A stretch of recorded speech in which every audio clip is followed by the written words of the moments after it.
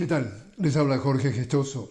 En el programa de hoy, el cuidado de salud privado en Colombia enfermo, con otro notable invitado, Alfredo Mondragón, congresista directamente desde Bogotá.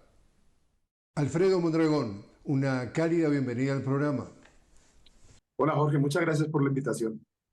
Alfredo, el presidente Gustavo Petro dice que el sistema de salud privado en Colombia ha dejado más muertos que el conflicto armado. Habla de 340.000 colombianos podrían haber vivido si hubieran tenido acceso a un hospital. Esto es un tema, el tema de salud, que lo conoces a fondo. Cuéntanos cuán grave está este enfermo de salud. Mira, el sistema de salud en Colombia, que lo integran pues todos los actores, quienes financian, la comunidad científica, profesionales de la salud, enfermeras, pero también el personal y el talento humano que atiende en los procesos administrativos, pues viene pasando cada vez una crisis más evidente. Y es que desde hace 30 años, con la imposición del neoliberalismo, se determinó que en Colombia quien iba a pagar la salud era los colombianos y las colombianas a través de sus cotizaciones y de sus impuestos, pero se lo iban a dejar administrando esos recursos eran los privados, porque supuestamente los privados no tienen intereses políticos ni intereses perversos como las instituciones públicas y que ellos iban a hacer lo mejor. Y entonces crearon fue un modelo, un diseño institucional para la gestión del riesgo en salud, para administrar los riesgos financieros, y establecieron que crean unas entidades que iban a funcionar como aseguradoras, que ellas iban a manejar muy bien los recursos y que cuando no alcanzara, pues entonces ellas iban a concurrir, es decir, a funcionar como unas aseguradoras, iban a poner de sus propios patrimonios. ¿Qué ha pasado 30 años después? Lo que ha pasado es que le han entregado el dinero público permanentemente a los privados y ellas no se lo entregan a los que prestan el servicio, a las entidades de salud que atienden a la población. Les deben hoy, según cálculos de la superintendencia, según cálculos de la Contraloría, más de 26 billones de pesos, es decir, más de 26 millones de pesos de los impuestos de los colombianos que tenían que haber llegado a quienes los atendieron, pero nunca llegaron y no se saben dónde están. Y frente a eso, cuando dicen que les falta recursos, si les faltaba recursos, que ellas contribuían concurrían como aseguradoras, pues resulta que siempre que les falta, dicen que es el Estado el que se las tiene que pasar, por lo tanto, nunca funcionaron como aseguradoras, pero sí que determinaron, pusieron unos obstáculos, unas barreras de acceso que ellos dicen que son unos técnicos muy expertos y le llaman autorizaciones. Es un trámite burocrático para que cuando la población necesita una atención médica, entonces tiene que ir por una autorización. Si quiere ir por un medicamento, una autorización, un especialista, una autorización. Y eso se volvió un instrumento para negar la atención oportuna. ¿Y qué pasa cuando la población no la atienden de manera oportuna? La llevan a la enfermedad, y si está enferma y no la atienden de manera oportuna, la llevan a la muerte. Entonces, esa cifra que usted acaba de dar es una de las que se ha planteado, que este sistema de salud y este modelo de salud llevó a miles y cientos de miles de personas a la muerte por no haberla atendido de manera oportuna. Ese es el gran problema de la salud en Colombia. Entonces, esto también para poner en perspectiva, Alfredo, para un público que nos ve fuera de Colombia. Aquí estamos hablando de un país en donde por décadas, digamos, ha gobernado un sistema neoliberal. En los últimos años, entonces, por primera vez o por primera vez en décadas, un presidente con una agenda progresista ve esta realidad del cuidado de salud finalmente en manos de privados y dice: hay que reformar el cuidado de salud, el sistema. Y le dicen que no, que en realidad no deberíamos tocar absolutamente nada y le están poniendo a nivel parlamentario el palo en la rueda para que no haya ningún cambio. Cuéntanos los obstáculos que está enfrentando este gobierno del cual tú formas parte. Precisamente el presidente Petro lo han querido caricaturizar como autoritario y entonces han dicho que el presidente Petro quiere tomar decisiones solo, como si él no tuviera oposición o diferencias, sectores de la población con sus políticas. Entonces decide el presidente Petro, que lleva a un poder público, a uno de los poderes públicos que es el legislativo, las reformas sociales que consideramos se deben lograr para darle garantías y dignidad humana a los colombianos y colombianas, y la lleva al Congreso. El presidente lidera el poder ejecutivo y las reformas las lleva al legislativo donde él no tiene mayoría. Eso es una demostración democrática de respetar las instituciones. Pero cuando las lleva al Congreso de la República, sucede que los poderes de privilegio que están dominando en Colombia y que han dominado durante décadas, pues terminan contando la incidencia dentro del Congreso de la República y pretenden negar la posibilidad que avancen estas reformas. En este momento, a esta hora, le digo, están siendo recusados, que es como una especie de acusación o señalamiento que se le hacen a algunos parlamentarios por tener intereses indebidos.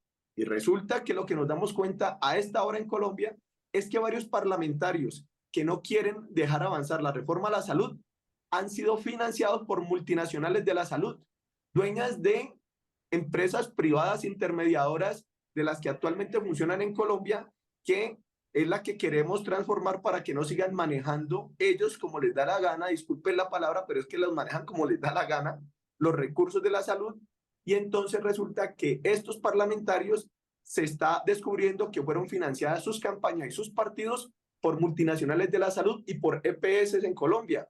Keralty es la multinacional que mientras dicen que la EPS que es dueña Keralty en Colombia no tienen recursos, ella hace inversiones en salud en Estados Unidos y en otras partes. Así que esto es un elemento de todas las dificultades que estamos teniendo en el Congreso de la República para poder avanzar. Pero ¿qué ha dicho el presidente Petro? Ha dicho que el pueblo no se puede arrodillar ante esos poderes que tienen tomadas las instituciones y sigue insistiéndole al país diciendo, si yo soy el presidente, dice el presidente Petro, si estoy convencido de una agenda progresista, no me voy a rendir. Tenemos que buscar alternativas y opciones para materializar el anhelo de cambio por el cual votó la ciudadanía en el 2022. Y creo que estamos en ese ejercicio. Vamos a seguir hablando con los congresistas, convenciéndolos, dándoles la argumentación, pero creo que esperamos que el pueblo colombiano se convierta en un gran torrente popular y de multitudes para reclamar las reformas sociales que merece.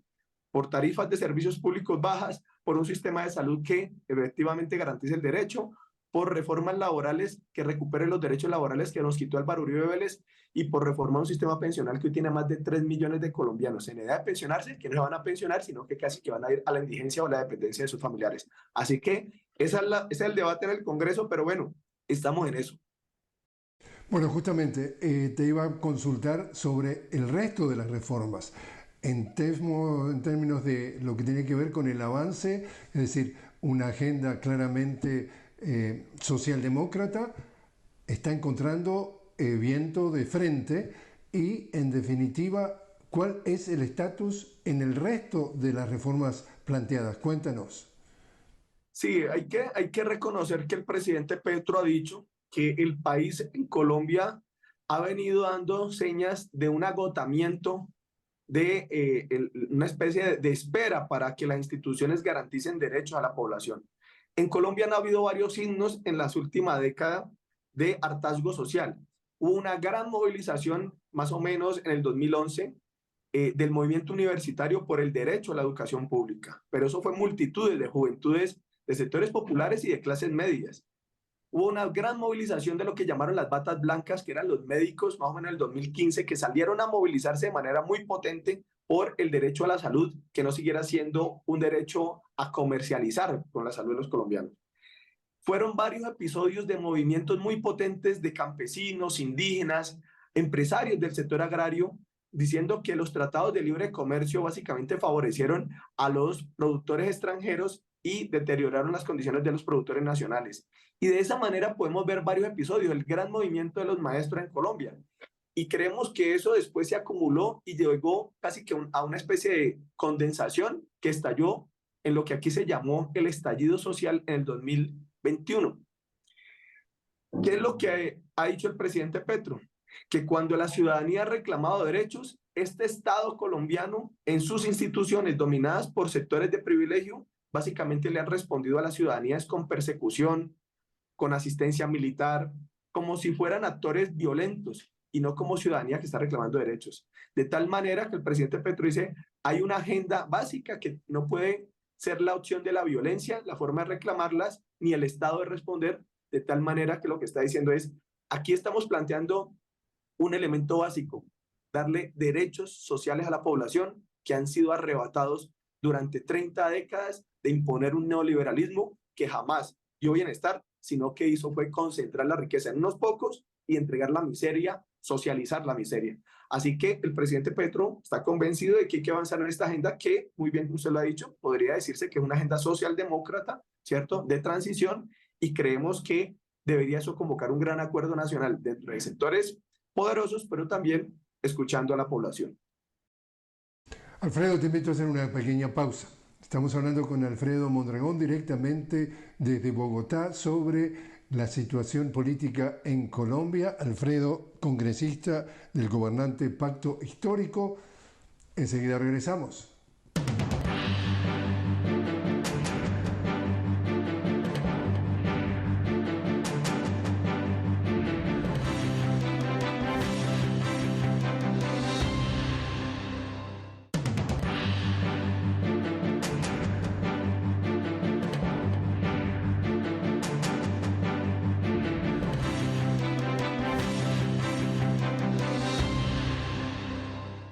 Continuamos hablando con Alfredo Mondragón directamente desde Bogotá. Alfredo, congresista del gobernante Pacto Histórico.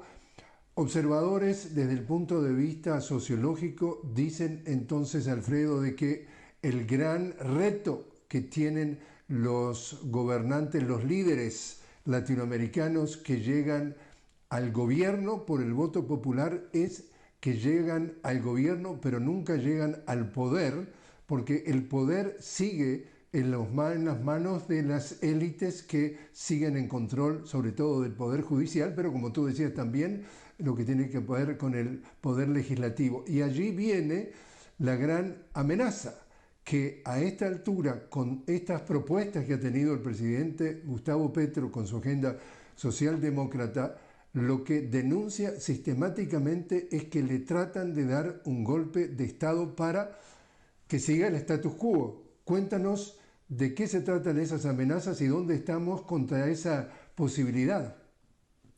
Bueno, mira, la oligarquía colombiana y los sectores de poder colombianos han sido realmente sanguinarios, no han tenido duda en matar dirigentes políticos, candidatos presidenciales de sectores tanto incluso de la misma derecha y tradicionalmente de la izquierda, pero tampoco han tenido miedo en exterminar organizaciones políticas. Así que la posibilidad de un golpe en términos tradicionales, militar, yo no la descarto. Sin embargo, ellos tienen dificultades objetivas, digamos, del contexto mundial para que desarrollen un golpe de ese tipo. Yo no la descarto, pero creo que se han ido más por una tendencia que ha venido posicionando incluso en Latinoamérica, y son golpes judiciales, es decir, utilizar la institucionalidad judicial para tratar de impedir que puedan desarrollar las políticas los gobiernos progresistas y en determinados momentos sacarlos del poder, como sabemos que hay muchos ejemplos. El presidente Petro reconoce esa dinámica y reconoce que está expuesto a esa situación. El pueblo colombiano debe tener la suficiente capacidad y crecer políticamente para entender que eso es una probabilidad, pero que la probabilidad de enfrentar y de contener un golpe blando, como se ha venido diciendo, es por la vía o del legislativo o del judicial, no puede paralizarnos en nuestra capacidad administrativa y de rama del poder ejecutivo, ¿cierto?, de gobierno para de ejecutar obras. Yo creo que en ese sentido, el gobierno del presidente Petro está haciendo todo el esfuerzo para permanentemente estar haciendo modificaciones de su gabinete para que se puedan materializar las acciones de gobierno que le muestren a la sociedad que es posible y que es necesario seguir reclamando una agenda progresista que garantice devolverle la dignidad a la población. En este momento, por ejemplo, estamos tratando de aplicar varios elementos de equipos de básicos de salud en los territorios que están despojados de atención de salud. Estamos tratando de proteger a la población en sus garantías laborales. Estamos tratando de darle una especie de subsidio a la población mayor que la tenían despojada. El presidente Petro triplicó lo que le daba a Duque y los gobiernos anteriores, se lo triplicó a las personas que no tienen posibilidad de pensión, se lo dan, pero queremos son leyes para que no sea cuestión de un gobierno, sino una política pública. Son elementos que estamos en discusión en este momento. Alfredo, a propósito justamente de lo que tú hablabas, de que ya, digamos, aquella versión que tuvo América Latina de golpes de Estado con tanques en la calle y militares, ahora se ha cambiado entonces a través de lo que es la guerra jurídica, el lawfare. ¿Te acuerdas que la ex primera argentina, primera dama, primera presidenta argentina y también vicepresidenta Cristina Fernández dice: aquí en Argentina, dice ella, no existe el poder judicial, sino el partido judicial, tomado por justamente esa oligarquía? Tú mencionabas un poco esa posible situación, pero en días recientes también en Colombia se ha nombrado una nueva fiscal general. Estamos hablando de Luz Adriana Camargo, que tiene como antecedentes haber luchado contra lo que fue en Colombia la parapolítica y también fue parte en Guatemala de lo que se llamó la CICIG, una organización de Naciones Unidas para combatir la corrupción. El hecho de que llegue entonces la señora Camargo a ese puesto le da cierto alivio a la posibilidad de que le den un golpe clásico de lawfare al presidente Petro.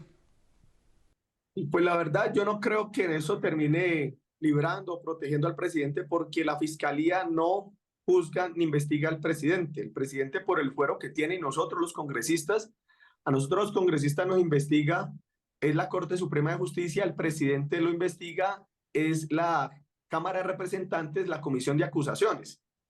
Sin embargo, lo que hay que decir con este episodio precisamente de la fiscalía es que lo paradójico de la ultraderecha y de la derecha, cómo plantea o manosea los argumentos o las situaciones o la constitución política. Y es que en la constitución política de Colombia se establece que los presidentes pueden entregar una terna de la cual la Corte Suprema de Justicia elige fiscal.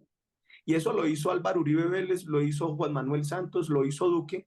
Y ahora que el presidente Petro estaba haciendo uso de las facultades que le confiere la Constitución, entonces la oposición decía que lo que pasa es que el presidente Petro quería una fiscal de bolsillo para tomar venganza frente a sus adversarios políticos. Es decir, es una especie de manoseo a la Constitución, un manoseo político para convencer a sus huestes fanáticas, dogmáticas de ultraderecha, que supuestamente el presidente Petro estaba cometiendo un acto autoritario. No, el presidente Petro estaba cumpliendo con la Constitución. Pero ¿cuál es la realidad? Les preocupaba que la terna que presentara el presidente Petro llegaran mujeres decentes que no tuvieran historial de vínculos con el narcotráfico o sectores económicos y que pudiera cumplir la función de la fiscalía, que es combatir la impunidad y proteger efectivamente a la población del crimen y de la corrupción. Lo que consideramos es que haber intentado dilatar de manera irracional la elección de la fiscal es una demostración que la clase política le teme mucho a que las instituciones queden en manos de personas transparentes, decentes, porque tal vez ellos se pueden encontrar en crímenes o en fechorías si se ponen a indagar y aprovechar estas instituciones. De tal manera que si de manera precisa, si es por una investigación desde la fiscalía, al presidente no aplicaría, ¿cierto? Pero lo que sí aplica es que la derecha, que ha mal gobernado durante décadas, tal vez está muy preocupada que lleguen personas decentes a estas instituciones porque tal vez les pueden encontrar todas las fechorías que han hecho.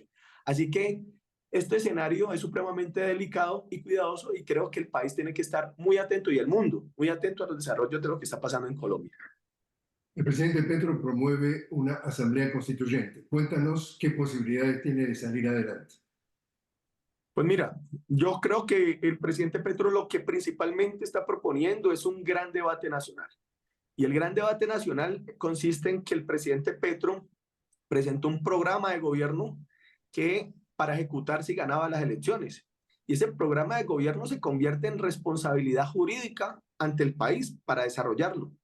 Ahora que lo quiere desarrollar, los poderes tradicionales y mafiosos que tienen cotadas las instituciones le ponen todo tipo de obstáculos para poder avanzar.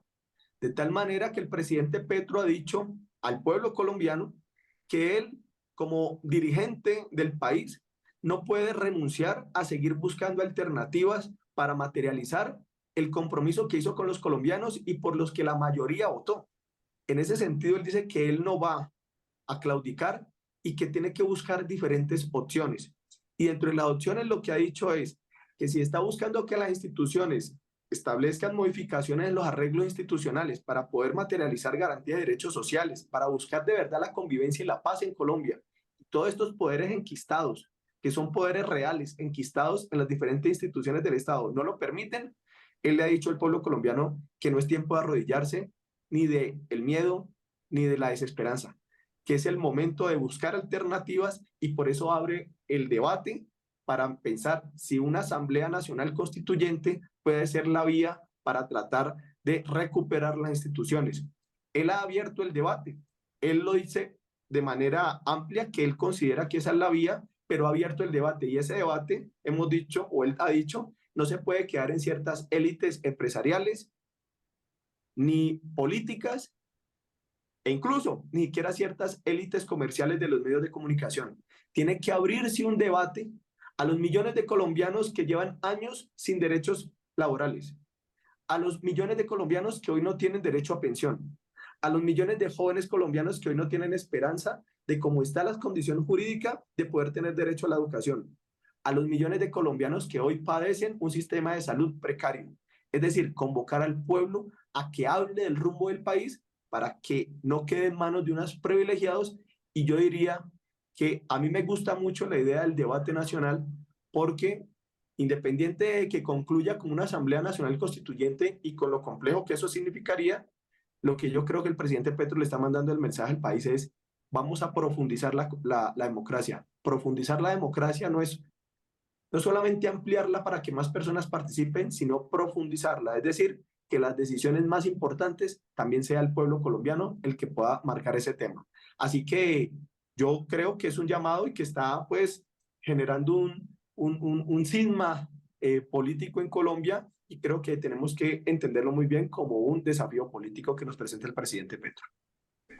Y hay un tema también que es un desafío ya a nivel no solamente de Colombia, sino a nivel mundial. Él tiene especial preocupación por el tema del medio ambiente, del cambio climático, habla de la palabra descarbonización y lo ve como una necesidad urgente. Cuéntanos. Sí, el presidente Petro, y cada vez que pasen los días, seguramente el debate nacional va a ir dando mayores claridades, va seguramente a hacer precisiones, y el presidente Petro presenta un trino en donde propone unos temas que deberían ser los debates centrales de una Asamblea Nacional Constituyente. Una de ellas es que la Constitución de Colombia lleva 30 años y en ese tiempo no habían desarrollos fuertes ni dominios públicos sobre las implicaciones del cambio climático para la humanidad, no es para un sector en particular, independiente de que sean de izquierda, derecha o no tengan afiliación política. El tema del cambio climático debe ser una preocupación de la humanidad porque está en riesgo la humanidad, la existencia de la humanidad. De tal manera es que la Constitución debería sintonizarse con esas nuevas preocupaciones sociales, ya el debate de transformar las matrices energéticas que tienen vínculo con estos temas de cambio climático, ¿cierto? Descarbonizar las economías. También ha venido planteando las formas de participación política y es que no puede ser que solamente puedan participar en política con posibilidades reales aquellos que terminan atrapados por la financiación de grandes multinacionales y aquellos que pueden tener intereses o posturas políticas genuinas de interpretar los intereses de la ciudadanía terminen marginados de la actividad política porque no tienen nada de financiaciones. El presidente Petro también ha hablado de un nuevo ordenamiento territorial que contribuya a las autonomías de las regiones. El presidente Petro ha venido planteando cumplir con los acuerdos del proceso de paz que hubo con las FARC, que tienen varios elementos, apertura democrática, también habla de la reforma agraria. En Colombia, en buena medida, el conflicto armado ha estado atravesado por la concentración de la tierra, por convertir la tierra en un instrumento fuerte del desarrollo y de la producción, sino el rentismo ya de sectores que las vuelven improductivas y ganan haciéndolas improductivas. Así que el presidente Petro ha venido planteando más o menos 6, 7 puntos que él sugiere que debería ser un gran debate nacional. Este del tema del medio ambiente como actualización y otros porque falta, considera él, que hay un alcance mucho más contundente de un gran acuerdo nacional que se materialice en una constituyente. El presidente está abriendo el debate, es lo que yo quiero insistir, y yo creo que eso le sirve a la democracia. El que le tema al que el pueblo participe es porque tiene intereses inconfesables. Cuando tenemos intereses legítimos, yo creo que hay que debatirlos públicamente y eso es lo que está planteando. El pueblo colombiano en su mayoría tiene intereses legítimos que los puede decir abiertamente. Derechos sociales, quiere la convivencia pacífica, quiere nuevas relaciones de poder y creo que eso es legítimo que se diga públicamente. Me parece a mí que los que más le temen a decir públicamente sus intereses es porque tal vez son intereses mezquinos de solamente algunas élites. De todas maneras, yo creo que hay que mirar porque la derecha también ha venido planteando en otras ocasiones constituyentes, ¿no? Así que vamos a tener que hacer un proceso muy cuidadoso de que estos debates no terminen siendo la entrega del país, un nuevo ordenamiento constitucional a los intereses también de las élites que han estado muchas veces tratando de hacerlo. Así que, bueno, esto es un debate muy complejo, la verdad. Alfredo Mondragón, muchísimas gracias por haber estado con nosotros. A ti, Jorge, te agradezco mucho por la invitación y un saludo a todos los televidentes y a todas las personas en el mundo que sigue creyendo en una propuesta progresista para la humanidad. Un abrazo, que estés muy bien.